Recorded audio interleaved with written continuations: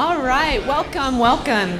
If you haven't made your way to a seat, the people seated, they only bite on occasion. So please come on and have a seat up front. Welcome, thank you so much for joining us tonight. Really excited.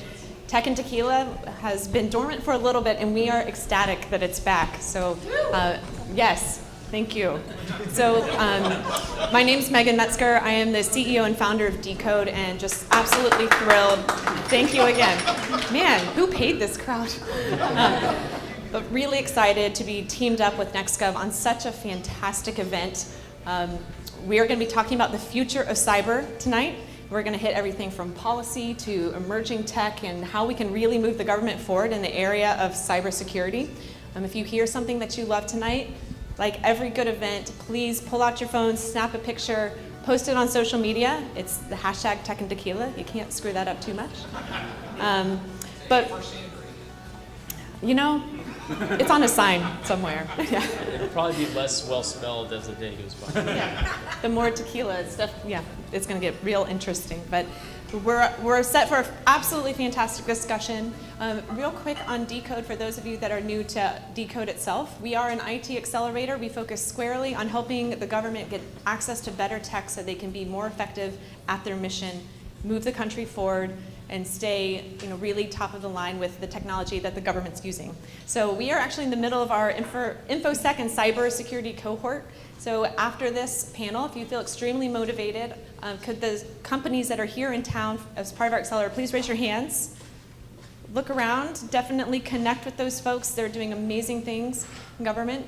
But with that, I know you're not here to hear me talk. I want to turn it over to the panel, so I really want to introduce this fantastic crowd. You're up for a fantastic discussion. So I'm going to start off, I don't want to misspell names. So we have Nick Marinos, Director of Cybersecurity and Information Management at the GAO.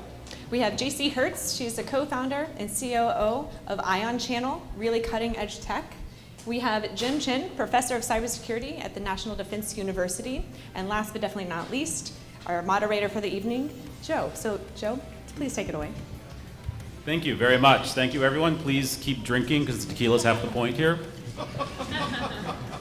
So, big week, big month in cyber policy and cyber operations. One of the big things this week was an executive order from the Trump administration focused on applying process for applying sanctions for election meddling, including hacking, including disinformation operations, et cetera. Nick, I know you haven't done much work in elections specifically, but elections are now critical infrastructure, and one of the high-risk, the GAO put out a high-risk list in the last month, probably, for cybersecurity, focusing on about a dozen different things. Why haven't we gotten the security of critical infrastructure correct yet? So we've actually, GEO's had a high-risk list for a few decades and actually established information security as a high-risk area in 1997, so don't say we didn't warn you guys about that. It has expanded over time, including critical infrastructure, and I think one of the main reasons why it's still there, and I don't think it's going to get off that high-risk list for a while, is that it just becomes increasingly more difficult to establish the right partnership between the private sector and the public sector when we increasingly become more reliant on technology. And so that relationship is constantly evolving. I think it'd be hard to think that 2 decades ago folks would be concerned about the security around the election system to the extent that they are today. So I think as we're getting more reliant on that technology, it's going to make it a more challenging area to cover. One of the issues that we run into with election security is that the states and counties that run elections are not necessarily happy with the federal government. There's conflict there. Is that something you run into in other critical infrastructure sectors also? And JC, maybe just talking about the private sector in general? Yeah, absolutely. I think the reality is that every one of those sectors, there's 16 of them, elections fall into one of those sectors. Each have different regulatory makeups. There's going to be a larger amount of private sector involvement and public sector involvement depending on where you're at.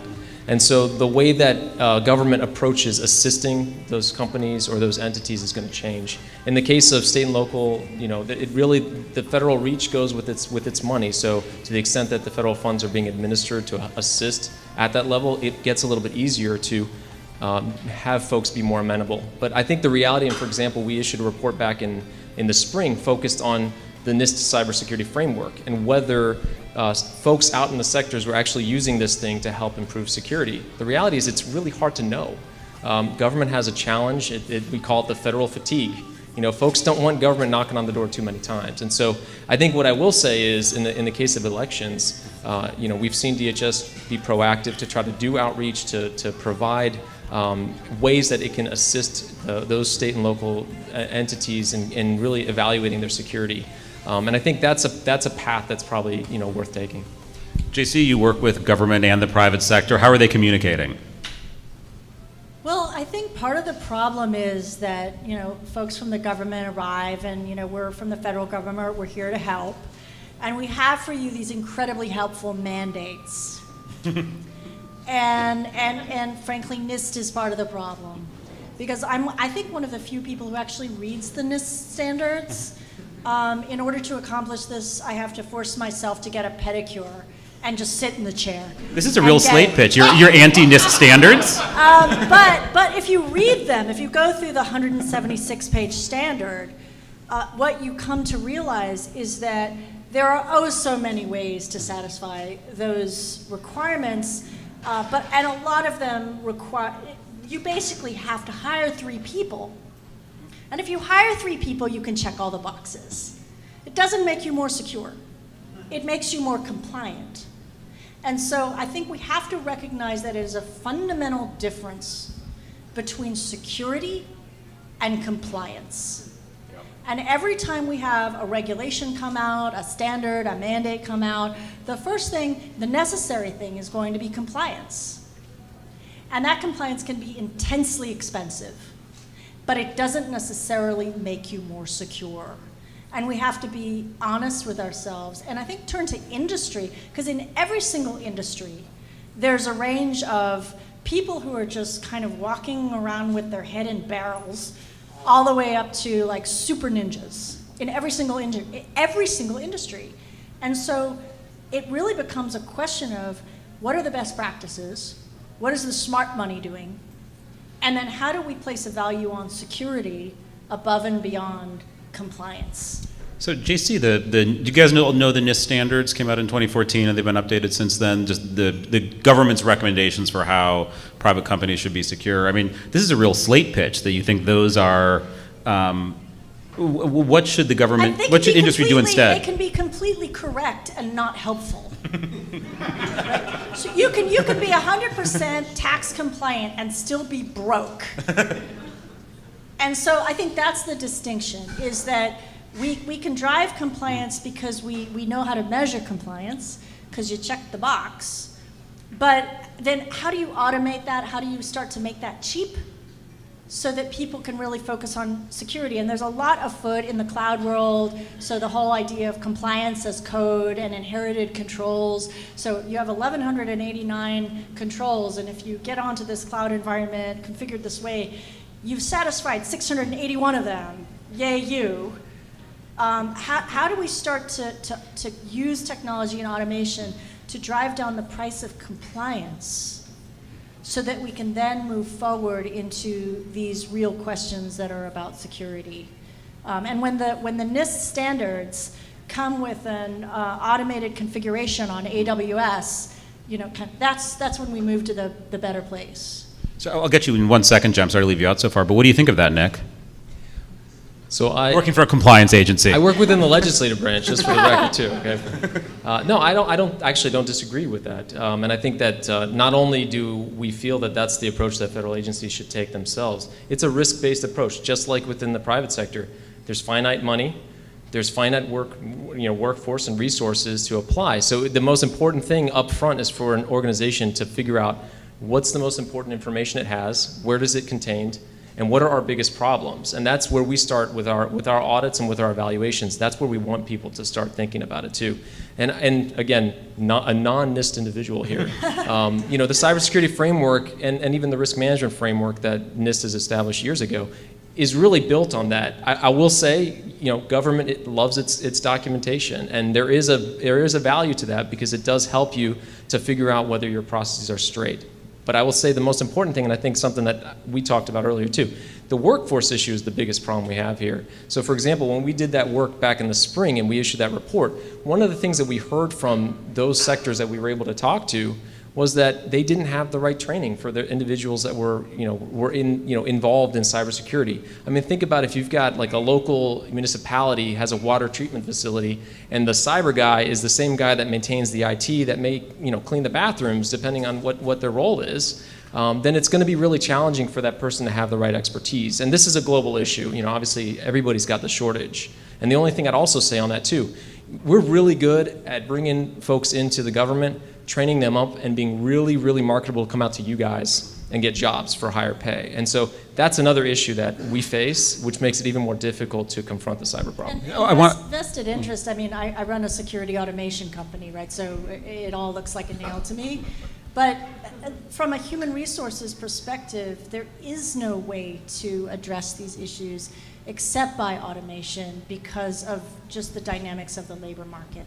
I want to come back to workforce in a second, but Jim, one thing you're working on in terms of automation is this idea of deterring adversaries in advance, whether they be nation states or criminal hackers, by using automation, artificial intelligence to do attribution. Can you talk a little bit about that? Yeah, before I talk about that, maybe I'll just follow up Jesse's comment. And so one of the things that I'm thinking, what we are facing, with respect to the challenges, is really the human-machine team.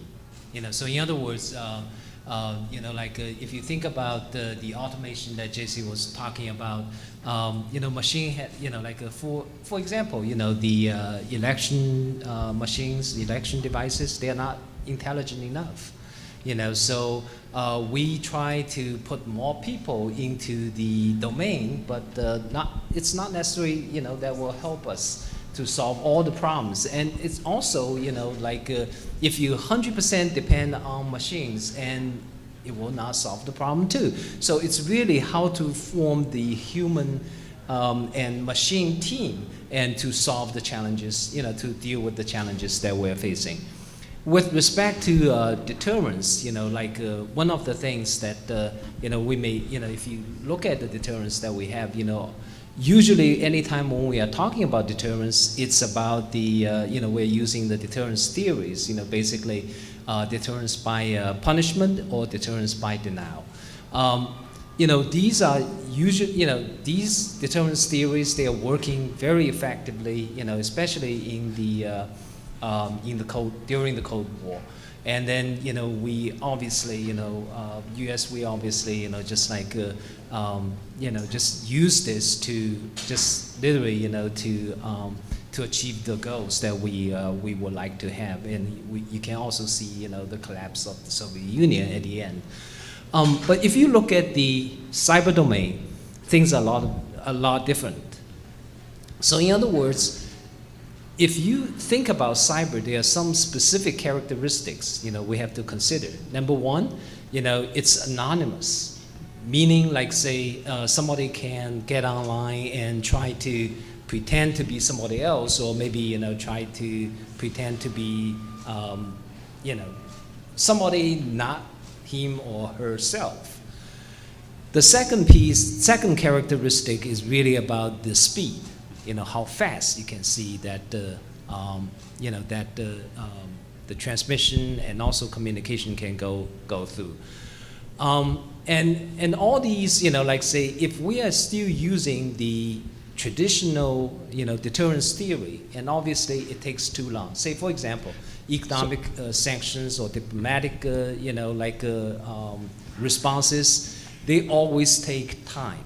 Right, and I'm sorry to interrupt, but I mean, one of the issues, a lot of people, especially on the Hill, especially the late Senator McCain, have been pushing for 5 years or longer for deterrence, something along the lines of what we were able to do with nuclear deterrence during the Cold War. Yeah. And it seems, tell me if I'm wrong, that at least in terms of Russia, North Korea, and maybe Iran, none of the threats we've made has done anything, right? Well, it's asymmetric. Mm-hmm. Yeah. So that's the problem, is if you have a nuclear buildup, is a highly symmetric process, right? Everyone has to invest a lot of money in order to get it done. Yeah. If you have an asymmetric threat where you can put 15 people in a building, and if they're the right kind of people, they can, tear down your infrastructure, that doesn't really work. Basically, what we have, the situation that we are in is a lot of threats, they are below the threshold. So, that literally means, we are not going to use, nuclear deterrence as a response. So that's why, I am arguing for cyber deterrence. Real cyber deterrence, meaning that you have some cyber responses, the responses from the cyberspace. In other words, there are different levels of cyber deterrence. Lowest level, if you are going to send out the message to the nation-state actors or non-nation-state actors, obviously devices have to be very, have to be intelligent, and also before this operation occurs, you have to have the intelligence collection. So, say for example, you're driving on your way home, and you were the guy who actually launched attacks today, and I send you a message. I was just reminding you that I know who what you did today. Okay? From psychological perspective, it's a warning. I'm not going to actually, launching, attacks back, hack back, or, but I'm going to give you the warning. See what you're going to do. If you're going to use like Internet of Things, other devices, and I can use all other means to get to you. Officials at Homeland Security and in the intelligence agencies have insinuated that some of that is happening right now. They haven't acknowledged or described anything in particular, but they've said, there are things that are seen, there are things that are unseen, and yet, we still seem to not have effectively deterred Russia, for example, and North Korea to some other extent. I mean, will something change that calculus? Is there a threat that will sufficiently change it? Well, that's what I'm arguing for: artificial intelligence, machine learning, and big data analytics. With those, technology, and then we can do something, we are not doing right now. I think that the real demarcation ultimately is between information architecture and sort of physical effects. So if someone jacks Sony and gets a bunch of scripts and embarrassing emails, right? We can all move on. People get severance packages. It's fine. When someone bricks a power company, or takes down a telecommunication infrastructure, and there are physical effects, there's life and limb, right? That moves us into a different scenario, and I think that's when some of the sharper knives start to come out. Yeah, just to follow up the concept. So in other words, what I'm arguing for is actually, we have the lowest level of deterrence. And then, when we get to the cyber physical, like the infrastructure got hacked, and then that's another story. So when you look at the, all these, it's just basically it brought the physical, damage, the damage to physical properties, and also it might cause human lives. So that's another story. So JC, you do a lot of work, all of your work in supply chain and ensuring the cybersecurity of the supply chain. The Homeland Security Department now is working on two big efforts for supply chain cybersecurity, one focused on internal to government and one external. How, if they brought you in and asked you how to go about this, what would you suggest? So I look at the software supply chain, it's kind of like the wave particle theory of light, right? On some level, it's like a manufacturing supply chain, right? So there are components that go into things that get delivered. And part of that is ensuring, like, you have a software bill of materials and it's machine readable. When you buy a piece of software, you know all the third-party components that go into it, and you can monitor those, right? And there's movements afoot for that. NTIA is doing that. But the other thing that the software, the cybersecurity supply chain is it's a labor market, right? So I always say software is like Soylent Green. It's made of people. And so if you acknowledge the fact that 80% of commercial proprietary software is open source software, right? And you start to look at the dynamics of where that's developed and by whom, you really get a sense that this is a labor market. And you've got to start thinking in supply chain risk management, like if there's a critical piece of software that you're dependent on, and it's maintained by one guy, and we can know this from GitHub, that's a risk, right? If I'm a manufacturer and have one supplier of a critical part that's on the coastline of a politically unstable country, it might be a beautiful part, but I've got supply chain risk. So the automation of this kind of monitoring of where is it coming from, and it's all global, right? You can talk about Microsoft or Adobe, but the open source community is global. So you're talking about a piece of open source software that was built by some dude who's in Western Sahara or something. Or the University of Chicago.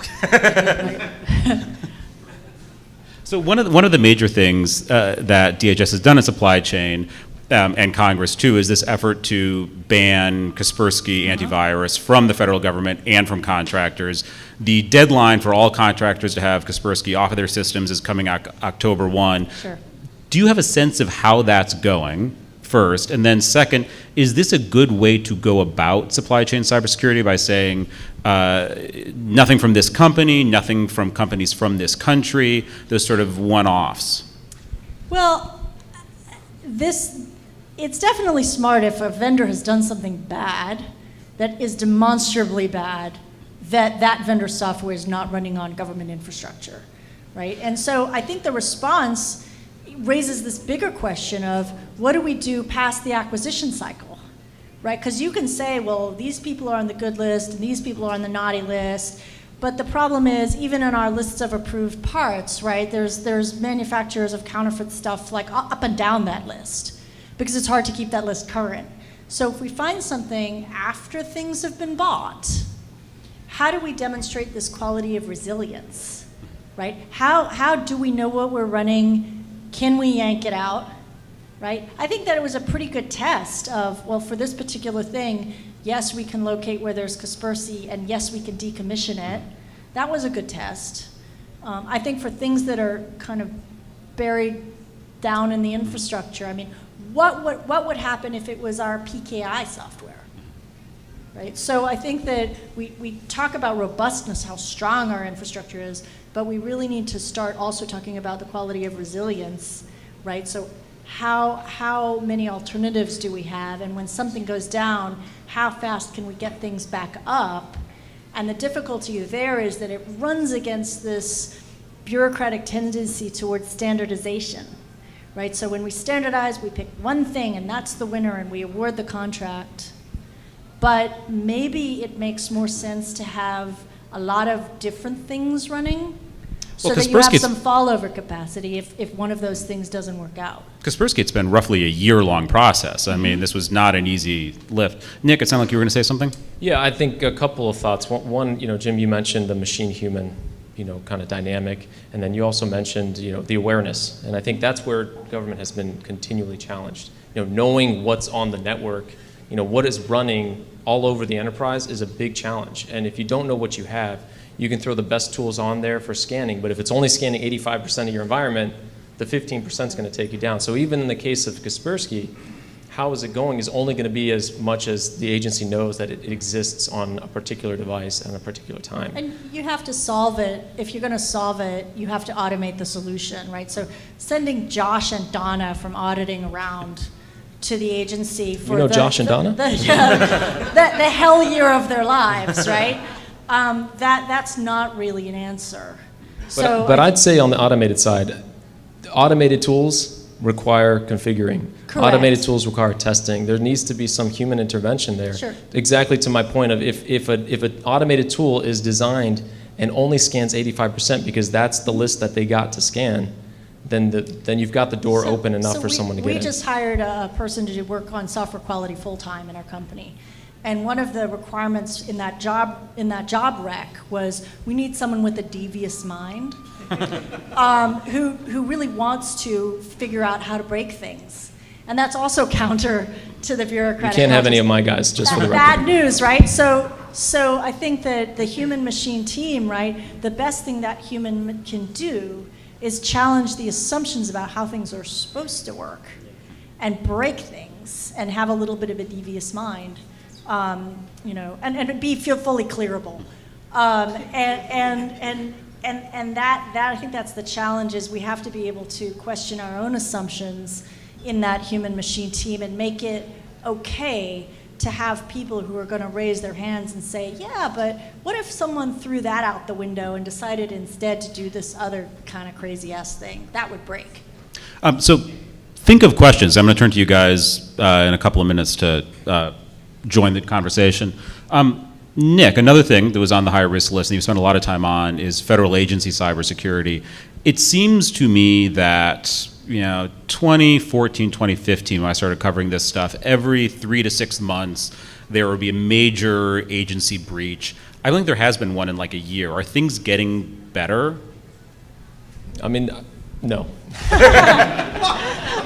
And the reason I can say that is because the Comptroller General said so in Congress in July, so I'm cleared for that. I mean, that's why this is on the high-risk list. It's getting harder, and if we don't have the workforce for it, and again, the capability, then it keeps getting more difficult. So I will say with respect to breach, I mean, we are a reactionary society across the board, not just within government. So in 2015, OPM got hit, and the announcement came out. The cyber sprint started up, and boom, you know, you start to see some proactive attempts to, you know, take some actions, some specific actions. But federal government's not so good at maintaining that momentum. And I think also, you know, what we've come out, and I think one of the most critical pieces of our update is a reflection that we still have yet to get that national strategy figured out. So we don't quite have an awareness of how all the players are supposed to play together, so that if the military, if the intelligence community, if private sector knows something, can it share it with the federal government, and can it do the same? We've set up some mechanisms for it, but I think the information sharing has to improve, and I think it can only happen if we have a clarity as to who's in charge of what and how. Why don't we have a national strategy yet? Because it seems as if the basic building blocks of that, you know, DHS has this, FBI has this, are pretty clear. You know, I'll say we've seen some good foundational steps taken. So you have DHS with its cybersecurity strategy. A national security strategy came out last year, and it talks about cyber quite a bit. What we're waiting to see are the specifics. Okay, so we want to enhance the capability for DHS to provide assistance to other federal agencies. We're seeing action there, but let's get to more specifics. To what end? Like, what are we really trying to achieve? That's what we've called for in the most recent report. Let's get specific. I mean, I'm an auditor, right? We want targets, performance measures. You know, we want to know who's in charge, and we want to know what it's going to take to get there. Jim, will a national cyber strategy change the calculus of adversaries, and what should the national strategy look like? Well, the national strategy definitely, you know, it has to deal with national security. So in other words, you know, cyber is just part of it. And, you know, from strategic perspective, you know, it's really from economic, from diplomatic, from military, from informational. So in other words, cyber, you know, we cannot just like pull out cyber and put it aside and say, you know, this is the only domain that we're dealing with. You know, we have to consider the whole, you know, aspects of the national security. So I think, you know, like when you look at the national, you know, security strategy that we have, you know, actually, you know, cyber is one part of it, but there are other parts that are dealt with. So to go back to workforce, we talked about that a little bit before. I think Jack just gave me this figure earlier. It's 5 federal employees focused on cybersecurity are over 60 for every 1 under 30 at this point. Now, obviously, automation is part of the answer, and some of the salary work that people have done to make salaries a little more flexible is part of the answer. But you gotta, what are you going to do? It's so I think it's compounded by also the fact that we've got $90 billion spent on IT, 75% spent on legacy. So on top of you having an aging workforce, you have an aging infrastructure, you have aging technology. In fact, we were on site at an agency, and we were talking about some of their you know, support machines within their data center, and we said, you know, how do you fix this thing? They said, oh, we got it covered. We got one guy on the East Coast that we know. and he goes and salvages the parts from all the other stuff, and he brings it and he fixes it. That's not a very good contingency plan. And unfortunately, that's kind of reflective of what we've seen with respect to legacy systems. There's the notion that if it isn't broke, you don't have to fix it. But what about if it's not vendor supported any longer? And so I think that's one of the compelling issues, is how do we kind of match up modernization efforts with workforce and being knowledgeable enough to bring it to a modernization. Audience questions? I'll start the ball rolling. I am fascinated with everything you've said and agree with some of it, but disagree with others of it. You focused on the fact that it's a technology problem, clearly. It's a labor force problem, clearly. It's a policy problem, clearly. But that's just identifying a problem. You're not articulating a solution. And I'm going to ask you to look back at what has made an improvement in automobile safety. It wasn't Congress. It wasn't an aging workforce. It wasn't automation. And It was regulation. I'm a lawyer. I'm not advocating for the Lawyer Full Employment Act necessarily. But it's going to take litigation to get the developers of software off the protective mode. And, I'm sorry to interrupt. It's a good I background. think that if you read the end user license agreement for any piece of software, you cannot sue anyone who publishes software for any reason. I understand that. I understand that. So I think there were principles of contract law. If the government wanted to go ahead and say, well, we need to be able to sue Microsoft or Oracle for their many sins, right? They just drop us as a customer. The federal government's not that important to these companies. Yeah. I think where we have, more latitude for success is that Oracle, for instance, builds contracts for integrators that if the integrator finds a vulnerability in an Oracle product, it's precluded from sharing that information with the federal government. It's gagged. So we need to stop that kind of nonsense. And so transparency about discovery of vulnerabilities, along with software bill of materials, at least so that people can share the information that they know. Because when a public defense company is scared to share vulnerabilities that it's found in a major vendor's code with the Department of Defense, right? I would apply your skills as a lawyer to that situation before I would, mandate torts for software publisher. My question was driven towards solutions. I don't know the solution. Well, I would argue it's still a workforce issue because we've done work looking at the Chief Information Security Officer, or even the Chief Information Officer. And one of the key things that we hear from those CIOs and CISOs often is the challenge that they don't have proper communication with procurement, with different parts of the enterprise. And so when you think about a federal government agency, they're only going to be as protected as the contracts that they establish with those that they're getting services from. And so I think at the same time that our cyber guys need to improve, we need to also see that cyber knowledge embedded within procurement as well, within those people that are responsible for coming up with the contracts and overseeing the contractors too. And there's patterns here. I mean, if you look in healthcare, like the Mayo Clinic, I would stack their information assurance department up against any three-letter agency. And the way they write their contracts, if there's a breach of your system and you're providing an HVAC system or a pulse oximeter to the Mayo Clinic, you have a whole 2 hours to inform them before you're in breach in contract. Other audience questions? So there are people who are getting serious about this. Thank you. Other audience questions?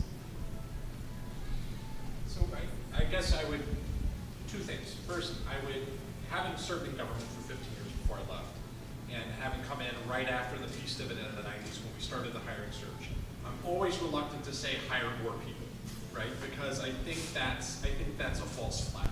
I think we've hired a lot of people and we rebuilt a lot of capacity, but we didn't actually fix the problems. And the problems are process problems, not people problems. So I think you've got at the root of the problem, which was how we work with procurement, how we actually work with the technology companies, how the NCIC actually moves information around, right? So indemnification of companies, so that if you come forward with a breach, you can have the USAS tell you you're not going to get prosecuted for, right? Those are the kinds of things that you have to do. It's not, when you say it's a workforce issue, I think you have to be very specific and very careful about that. Because what I've seen is that there's just hire more people. And Yeah. that's not the answer. The answer is never hire more people. John, are you interested in coming back too? I'm just asking. No, but John, so I think what we haven't talked about is leadership, right? So leadership gets super interested in cybersecurity right after a breach, and unfortunately then we see leadership leave.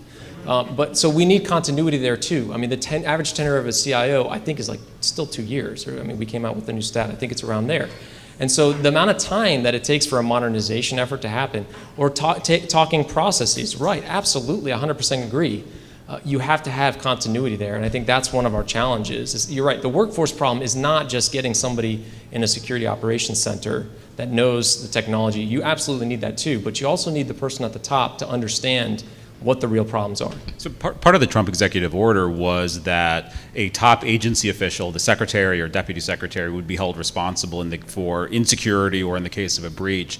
Have you seen a difference because of that? I mean, let's be honest, FISMA 2002, the agency head is responsible for the security not only of the information that it has, but that is processed on behalf of it. So of contractors that they have shared information with. So we've had for almost 2 decades that expectation, and you can even go to prior legislation. It's don't get me wrong, it's good to emphasize the responsibility that the leader has, but it's an area that we've seen elusive. The whole intelligence community has D's and F's on that report. So, I think, okay, great people. The whole federal government has. Yeah. And if the intelligence community, I mean, they're paragons of operational excellence compared to some of these other folks. And so, again, it's really important to measure. Well, that's. But then what do you do? So, and I actually kind of defer to Jim on this too, because it comes back to the machine-human element, because that is constantly evolving. I mean, everyone has a finite amount of resources to defend itself. From an offensive capability, you learn that capability, and then you go and start attacking. You start poking around, and so when that exists, you have to have folks that are knowledgeable into technology and know how to use it. And I think we've all shared that view, but I think that's what the challenge is here. It's obviously, it's not, federal government is trying very hard, and we sympathize. When GAO comes in, we try to make sure that what we're doing is meaningful to them. We're making recommendations that'll help improve their situations. It's not for a lack of trying, it's also because this is a much more complex issue. Probably time for one more. Anyone? I got one, but I'm on the microphone. So for about 3 years now or so, they've had essentially more market share than devoted to Android versus Windows. The balance like 41 to 35%. And a large chunk of that's probably still government service. So when you see more divestment into things like 124 or 163 in terms of NIST publications, effort to go mobile versus traditional architecture like 800 or 53. Whoever answers that, can you decode the NIST references for us? Just two mobile, basically secure mobile devices or things like mobile device management. So those two I would just take a step even back further than that. I mean, let's just talk about the 5G situation, right? So we're about to migrate to an architecture for mobile that is inherently more difficult to secure. And so when you see these kerfuffles in the news about, do we let Huawei sell into this system? I mean, partly it's just because the landscape of that level of infrastructure is changing. And so, what level of the stack you're on and talking about really matters. So, we can do all we can to lock down a device. But if it's not secure on a tower level, right, we're all in a lot of trouble. And so a lot of these infrastructure conversations are very esoteric, right? How many people, can really discuss, 5G infrastructure? But this is national infrastructure no less than the highways were in the 50s. So, how do you think about the policy issues for that? Because the devices, I mean, this year's devices, like 2 years from now, that's like, that's garbage and everyone's throwing that away. But the underlying stack is still there. And so how do we start to think about that? And I'd say, I mean, one thing that we try to express in the update to the high risk is that this is a national problem. I mean, this also includes a legislative problem. It is difficult to legislate when technology is evolving so quickly. And so I think Congress itself is sort of grasping and challenged with this. And then, I think with respect to the new technology, there's no question. I think every technological leap presents issues that we just can't foresee. And so I think that's what also requires us to think about it from a risk perspective. Before we make choices on where we're going to spend our money, really recognize that there are sort of unknown risks associated with that too. And Still one more. Just where do you see big data transitioning to mobile? How can big data essentially help the mobile problem sector? Yeah. One of the things that I would say, when we are talking about artificial intelligence, automation is one thing, autonomy is the other piece. So in other words, if you look at the software that we develop and the devices that we have created so far, it just performs certain functions. It's not actually checking and doing security pieces. So to be really if we really want to have some devices or software to be intelligent, it needs to know what it does and what kind of effect or consequences it's going to generate. So, from that perspective, artificial intelligence should be like a game changer. So it's not like say, hey, we are going to create some functionalities and then we have, just let users to use without knowing what's going on. If you look at the whatever devices that you're using, you just use the apps, you have no idea about what's inside, right? Imagine if you can control, or you can see, or you can, sense what is actually going on, underneath. That will be a totally different game that we are playing. So that's, the future. At least I would say, And also, I think we talk about software a lot, but what a lot of people in government and the agencies are really afraid to tackle is firmware. Mm-hmm. It's everything that's running your printer, all your, the IoT, and that's kind of semi-baked, or at least iced on to the chips, because the testing capabilities that we have for that stuff are rudimentary compared to what we can do with software. And it also gets us into a very political discussion based on where that circuitry is produced. But ultimately, you could get hacked through your light bulb. And and the Philips light bulb, the first thing it asked you for is the root password to your home Wi-Fi. So that's this whole continuum between the device, the hardware, the firmware, and the software. We've seen cases where the malware is the firmware that sends in your contact list to China every 24 hours, but only when you're plugged in and on Wi-Fi. And so, this whole manufacturing supply chain question of where the hardware meets the software is just terrifying. And I think our research communities really have to put more effort into, how do we test and validate that stuff? So we're probably past time. I know Christina's had a question for a long time. So quick question, quick answer. Last comment on artificial intelligence. Everyone's talking about it. It's based on data, and we have no strategy to make sure that the data that's informing the machine learning and the artificial intelligence is something we can rely on. Who's covering that? It's in the President's management agenda about the data governance strategy, but who's in charge? No one's in charge. And on that note, thank you, everyone.